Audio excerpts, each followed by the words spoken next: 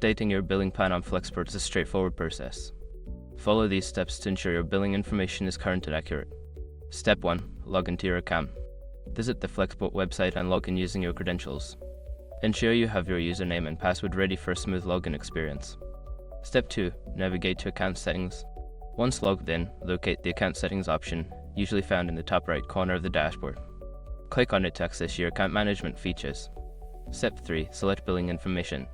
In the account settings menu, find and select the billing or payment information section. This is where you can view your current billing plan and make changes. Step 4. Choose your new billing plan. Review the available billing plans and select the one that best fits your needs. Click on the option to change or update your plan and follow any prompts provided. Step 5. Confirm changes. Before filing a refund or dispute, use the escrow.com link in the description to open the refund dispute deadline calculator and confirm your deadline. By following these steps, you can easily update your billing plan on Flexport. Make sure to check back periodically to ensure your plan continues to meet your needs.